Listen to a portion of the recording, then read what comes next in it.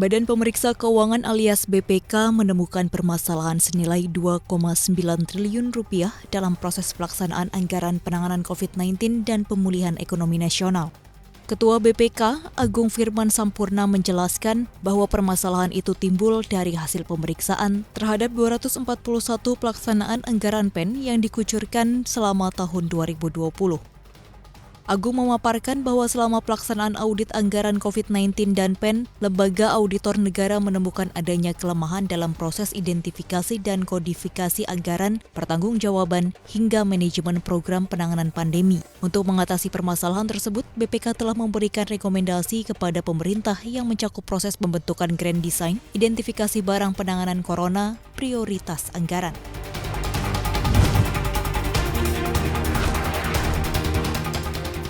Pemerintah memperpanjang lagi pemberlakuan pembatasan kegiatan masyarakat di Jawa Bali sampai 20 September 2021. Namun ada pelonggaran yang diberikan, salah satunya pembukaan kembali bioskop.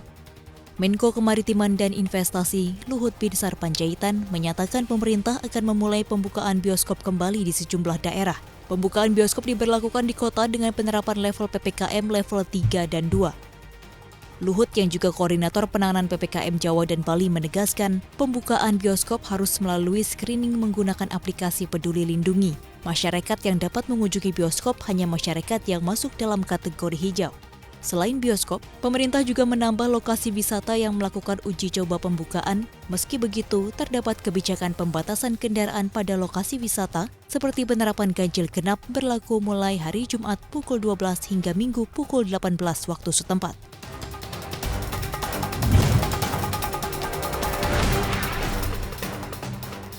Meski pandemi, Asosiasi Asuransi Jiwa Indonesia mencatat total pendapatan sektor asuransi jiwa mencapai 119,7 triliun rupiah di semester pertama tahun ini, atau tumbuh 64% secara tahunan. Sementara total pendapatan premi pada semester 1 tahun ini juga melonjak 17,5% menjadi 104,7 triliun rupiah. Ketua Dewan Pengurus AAJI Budi Tampu Bolon mengatakan, pertumbuhan tersebut tidak terlepas dari tren pemulihan ekonomi nasional dan kesadaran masyarakat untuk memiliki proteksi. Berdasarkan kanal distribusi, bancassurance masih merupakan kontributor terbesar selama semester 1 2021 dengan kontribusi mencapai 46%. Kanal ini mencatatkan pertumbuhan 27,3% secara tahunan menjadi 48,23 triliun rupiah.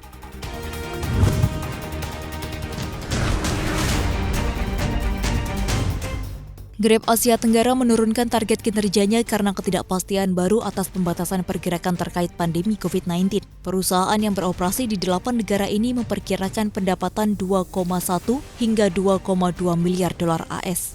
Perusahaan yang beroperasi di 8 negara ini memperkirakan pendapatan 2,1 hingga 2,2 miliar dolar AS. Padahal pada April lalu perusahaan memperkirakan penjualan bersih bisa mencapai 2,3 miliar dolar AS. Manajemen Grab Asia Tenggara menyatakan pihaknya mengantisipasi perpanjangan penguncian sebagian dan total di beberapa negara tempat Grab beroperasi sebagai akibat dari penyebaran COVID-19 yang berkelanjutan. CEO Grab Peter Oey menyatakan bisnis pengiriman terus berkembang pesat dan Grab akan berinvestasi besar-besaran di segmen tersebut. Perusahaan yang berbasis di Singapura ini juga mengatakan telah membuat kemajuan dalam kesepakatan merger dengan perusahaan cangkang asal AS, Altimeter Growth Corp awal tahun ini. Kesepakatan senilai hampir 40 miliar dolar AS diharapkan akan selesai pada kuartal keempat 2021.